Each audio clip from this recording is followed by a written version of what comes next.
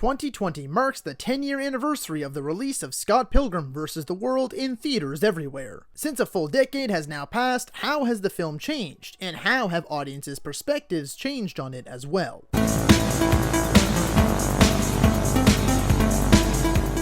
Hello ladies and gentlemen and movie lovers of all kind, and welcome back to another video. As always, I am your host, Brett Murphy, and for today's video we are going to be looking at Scott Pilgrim vs. the World 10 years after its release.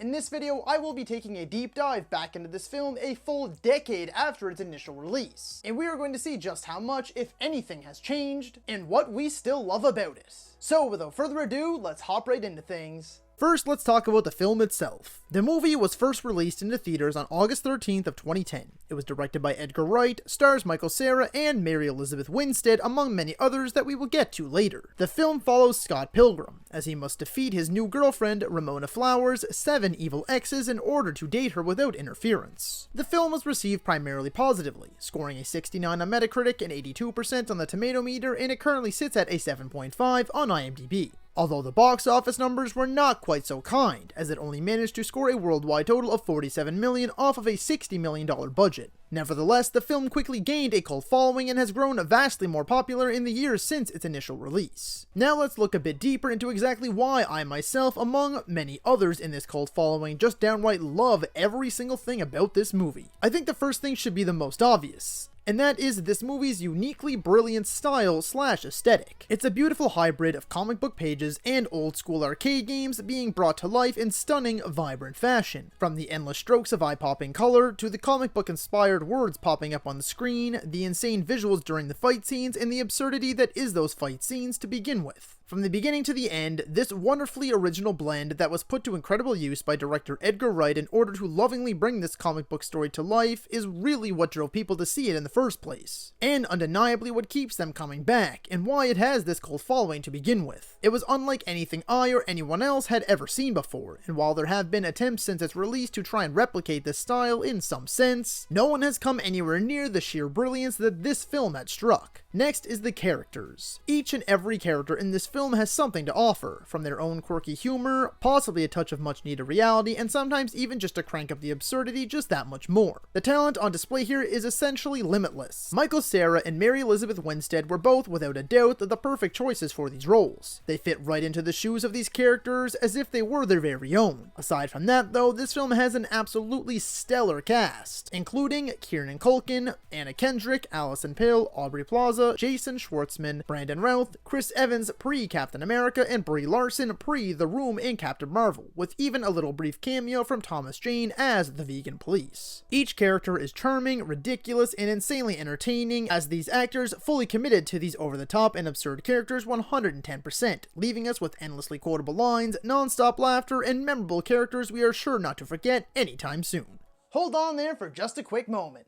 If you're enjoying the video, don't get stuck in the 89% who are currently watching, then not subscribe to my channel. Be sure to hit that subscribe button right now in order to find more content just like this. And don't forget to ring that little bell icon, that way you can be notified about all of my latest uploads. And now, back to the video. Next is the superb dialogue. If you don't know by chance at this point who Edgar Wright is, allow me to take a moment to re-jog your memory. Ahem. Shaun of the Dead, Hot Fuzz, The World's End, and Baby Driver. 4 of the most slick, well-written, and clever films of the last 2 decades, and you can add this film on as number 5. The dialogue here is quick, snappy, sharp, hilarious, often on the nose, and as smooth as butter. Typically thanks to being paired with such talented actors who can deliver these lines with not only ease, but also while maintaining a straight face. The script is filled with every Edgar Wright trademark you can think of, alongside endless references, and each scene is dripping with Easter eggs to find. After that, I just wanted to take a brief second to talk about the killer soundtrack. Whether it's the headbanging rock tunes from Scott's band, Sex Bob-omb, or the various other bands in the Battle of the Bands, or the magnificent score by Nigel Godrich. Filled with a whole slew of crazy sounds and beats mixed with the amazing video game and comic booky sounds from the sound team. Not a ton to discuss here, but certainly something worth noting. Lastly is the story itself. And first I would like to point out that this movie is actually based on a comic book released back in 2005 under the same name by Brian Lee O'Malley, although the comic book series continued on past this first film. It's ludicrous, over the top, and completely ridiculous, but it also has a ton of heart, some truly beautiful messages, and it's some of the most fun you'll ever have with a movie. On the surface, it's as crazy as it sounds. Scott must defeat the League of Seven Evil Exes if he wants to be with Ramona. The fights are some of the craziest and most mind-blowing things you'll see. Again, it's like they were ripped from the pages of the comics or the video game screen. But at its core, it's about new beginnings, self-respect, learning from the past but not getting caught up in it. It's about moving on, living your life, and just plain doing what makes you happy. At the end of it all, Scott Pilgrim vs. the World is one of the most bold, daring, insane, cool, uniquely original, and amazing movie experiences of the last decade. It's phenomenal in every conceivable way and deserves all of the love and praise that it now gets, which it should have gotten upon its initial release. So that was all for today's video, folks. Be sure to let me know down in the comments if you agree or disagree with me. And feel free to let me hear your thoughts on Scott Pilgrim vs. the World. If you enjoyed that video, be sure to hit that thumbs up button. And if you'd like to see more content, consider subscribing to my channel and ringing that little bell icon. That way you can be notified about all of my latest uploads. And as always, stay safe. Thank you so much for watching. And that's a wrap.